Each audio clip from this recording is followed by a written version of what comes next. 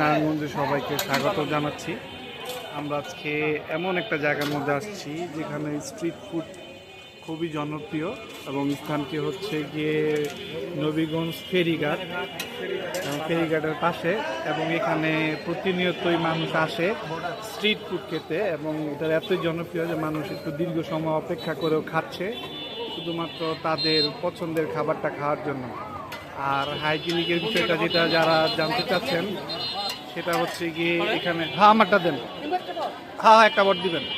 এখানে হচ্ছে গিয়ে এখানকার মানুষ খুব পছন্দ করে খায়। তারা যারা স্ট্রিট ফুড খেতে পছন্দ করেন, যারা এই ধরনের খাবার খেতে পছন্দ করেন, তারা সরাসরি চলে আসতে পারেন। এবং এটা যে অর্ডারটা রেডি হচ্ছে এই অর্ডারটা আমরা প্রায় 20 মিনিট অপেক্ষা করার পরে আমাদের হাতে সেই খাবারটা আসছে এবং এটা হচ্ছে গিয়ে আমাদের সে অপেক্ষা খাবার।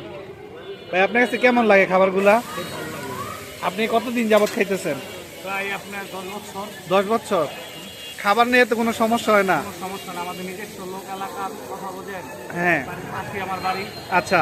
আর হ্যাঁ যা কিছু কিনা এবার সবাই ধরুন। আচ্ছা। মাঝে মাঝে দেখবেন দোকান বন্ধ থাকে। আচ্ছা। যদি তার মাল না থাকে তো বন্ধ থাকে। এই ধরনের খাবারগুলা সবাই মোটামুটি পছন্দ করে, তাই তো?